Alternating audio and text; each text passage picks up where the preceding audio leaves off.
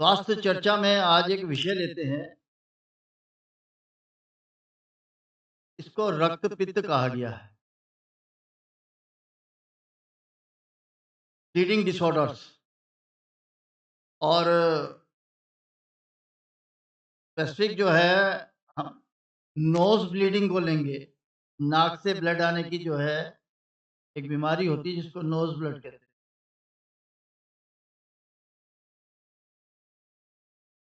शास्त्रों में लिखा है कि हमारा खान पान अगर पित्तवर्धक है और पित्त अति दूषित हो जाता है और वो दूषित होकर जो है रक्त को दूषित करता है, तो रक्त पित्त का जो है व्याधि हो सकती है।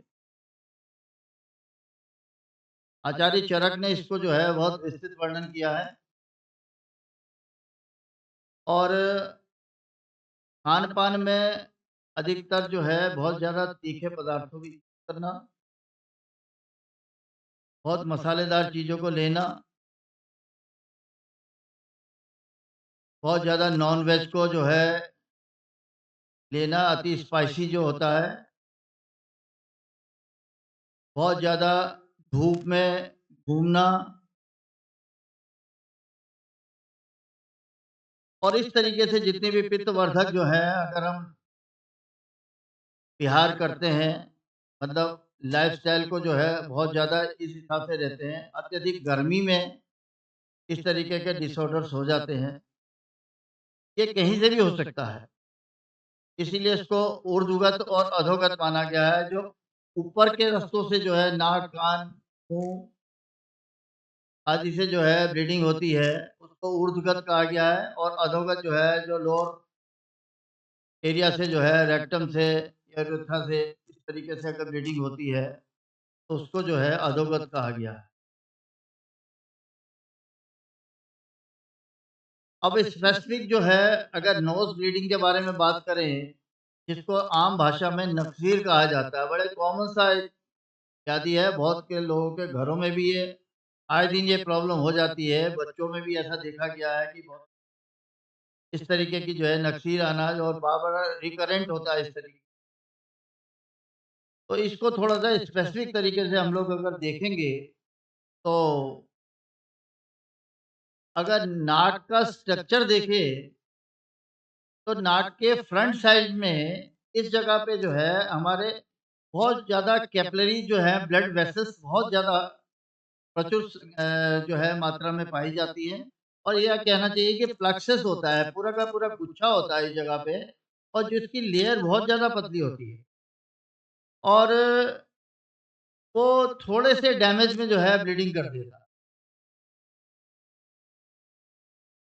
तो फ्रंटल एरिया में नाक के जो है अगर ब्लीडिंग होती है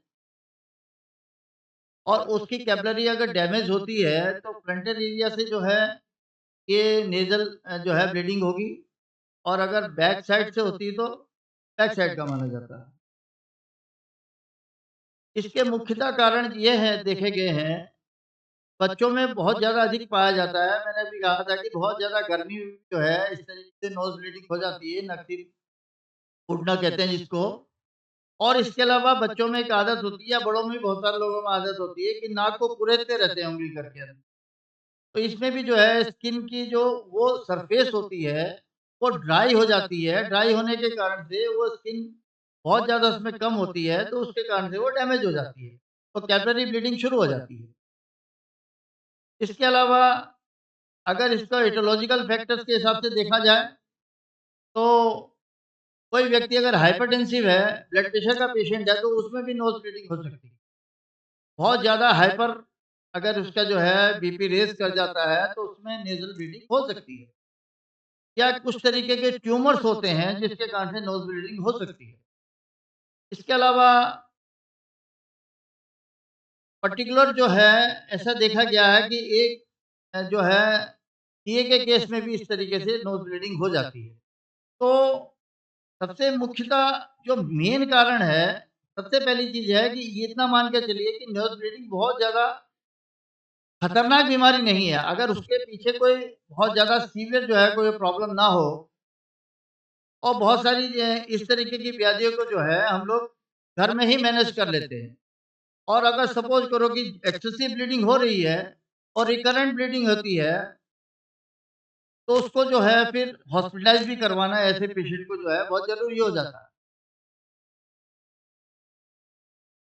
तो कारण के हिसाब से देखा जाए तो मैंने जैसे शुरुआत में बताया कि इस तरीके से नेज़ल गैसेज़ को जो है लगातार स्टिमुलेशन देने के कारण से या बहुत ज़्यादा सपोज़ करो कि कोई नाक में ऐसे इरिटेंट ड्रॉप्स डालते हैं, जिसके कारण से भी इस तरीके की ब्लीडिंग हो सकती है। कुछ इन्हेलेशन के कारण से भी ब्लीडिंग जो हम साँस लेते हैं, साँस लेने में बहुत सारे लोगों को जो है नशा करने की आदत होती है, तो उसके कारण से भी जो सूँघ के नशा करते हैं, उनको भी इस तरीके का ब्लीडिंग हो सकता है।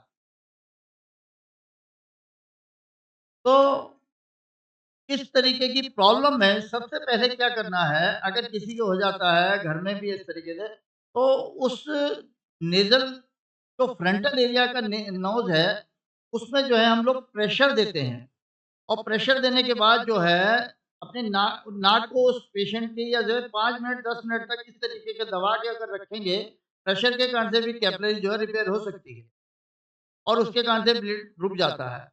इसके अलावा अगर बर्फ को जो है हम ले लेते हैं, बर्फ को जो है उसकी सिकाई करने से भी, बर्फ को लगाने से भी उसको रोका जा सकता है। और कुछ घरेलू उपचार और सबसे बड़ी चीज़ है जब ब्लीडिंग हो रही है तो उस पेशेंट को उसको लेटाना नहीं है, नोट करें। फ्रंट साइड में इस तरीके के झुका के रखें जिससे नाक में जो ब्लड निकल रहा है वो पीछे की तरफ ना जाए। इससे पेट में जाने से उसको वॉमिटिंग हो सकती है। तो नाक को जिस समय प्रेस करते हैं 5-7 मिनट के लिए इसको दबा के रखते हैं तो उससे मुँह उस पेशेंट को कहना है कि मुँह से साँस लीजिए आप और मुँह से लगातार साँस लेते रहना चाहिए। और अगर कुछ नहीं मिलता है और ब्लीडिंग तब भी हो रही है तो घर में प्याज़ सभी के होता है, घरेलू उपचार मैं बताता हूँ, फिर इसके बाद इसके लिए दवाइयाँ भी बताऊँगा कि कौन-कौन सी दवाइयाँ यूज़ हो सकती है। तो प्याज का रस अगर जो है निकाल के उसको कॉटन में रख के या उसके 2-3 ड्रॉप डाल के नाक में और कॉटन की पैकेज कर देते हैं, तब भी थोड़ी देर में जो है नोज़ की ब्लीडिंग जो है रुक जाती है। इसके अलावा पीपल का पत्ता होता है, पीपल के पत्ते बहुत जगह मिल जाते हैं, पीपल के पत्ते को निचोड़ के जो है उसका रस निकाल के भी अगर नाक में जो है ड्रॉप डाल दिया जाए, तो उससे भी नेज़ल ये जो है इस तरीके की रुक सकती है।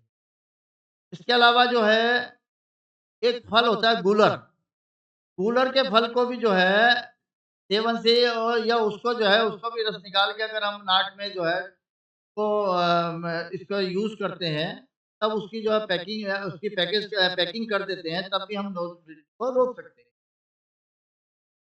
और अगर औषधियों के हिसाब से देखा जाए, तो बहुत सारी दवाइयाँ हैं, जो हम लोग जो है आयुर्वेद में यूज़ करते हैं। जैसे एक बोल परपटी आती है, तो बोल परपटी को इसको यूज़ किया जाता है। इसके अलावा जो है एक टेफ्लॉन करके जो है टैबलेट्स आती हैं, उसको अगर यूज़ करेंगे तो उससे भी नेज़ल जो है ब्लीडिंग रुक सकती है। और उशिरासव का प्रयोग करने से भी नेज़ल ब्लीडिंग जाती है। इस तरीके से बहुत सारी औषधियाँ हैं जिनको हम यूज़ करते हैं, जिसके कारण से नोज़ की ब्लीडिंग रोकी जा सकती है। और अगर उसके बावजूद भी अगर ये डिसऑर्डर है और लगातार ब्लीडिंग आ रही है और कारण में एक कारण और बताता हूँ जो बीच में छूट गया था, जो व्यक्ति थिनर का यूज़ करते हैं, मतलब ब्लड को पतला करने वाली औषधियाँ लेते हैं लगातार, उन लोगों में भी इस तरीके की प्रॉब्लम हो जाती है क्योंकि उनकी कैपिलरी भी काफ़ी ज़्यादा जो है और जो ब्लड है उसके कंटेंट बहुत ज़्यादा पतले हो जाते हैं, जिसके कारण से ये ब्लीडिंग हो सकती है। तो ऐसी कंडीशन में उसको हॉस्पिटलाइज़ करवाना मैंने बताया अगर घर में नहीं मैनेज हो रहा तो उसको हॉस्पिटलाइज़ करना क्योंकि सुगर ब्लीडिंग में बहुत ज़्यादा उसमें जो है फिर फेंट भी हो सकता है पेशेंट, तो उसमें वो किया जाता है और वहाँ पर इंजेक्टेबल थेरेपी उसको यूज़ करी जाती है। सैलिसिलेट वगैरह इस टाइप की चीज़ें आती हैं, यूज़ करते हैं, जिसके कारण से जो है ब्लीडिंग डिसऑर्डर को रोका जा सकता है। नेज़ल पैकेज जो है पैकेजिंग करने में कभी-कभी 24-24 घंटे के लिए पूरी कॉटन को जो है कॉटन को और पट्टी को जिसको बैंडेज कहते हैं, उसमें जो है हम लुब्रिकेंट लगा के जो है नेज़ल पैक पैक कर दिया जाता है और उसको 24 आवर्स तक भी इसको रखा जाता है, जिसके कारण से इस तरीके के ब्लड को रोका जा सके। और औषधियों में जिस हिसाब से मैंने बताया था कि स्टेपडाउन और ये लगातार अगर लेने से गोल प्रॉपर्टी वगैरह इसको लेने से अगर लगातार 15-20 दिन आदमी लेता है, तो ऐसा भी हो सकता है कि जीवन में उसको फिर दोबारा से कभी ये प्रॉब्लम ना हो। तो अगर इसको जड़ से खत्म करना है, तो इस तरीके की औषधियों को अगर हम यूज़ करेंगे, तो उसको जो है हम लोग इसको ठीक कर सकते हैं। ये एक छोटा-सा विषय मैंने आज जो है चिकित्सा के हिसाब से लिया और बड़ा कॉमन सा विषय है, जो आए दिन जो है हमारे घरों में ये प्रॉब्लम आ जाती है, जिसके कारण से घरवाले भी परेशान होते हैं। बड़े को आ गई तो बच्चे परेशान होके लेके भागते हैं इसको हॉस्पिटल में और छोटे बच्चों को हो जाए तो बड़े लोग परेशान हो जाते हैं। तो इन चीज़ों का थोड़ा-सा हम अगर स्मृति में रखेंगे, तो मेरे हिसाब से जो है इस व्याधि से हम लोग निजात पा सकते हैं। मैं इतनी बात कह के अपनी वाणी को विराम देता हूँ। धन्यवाद।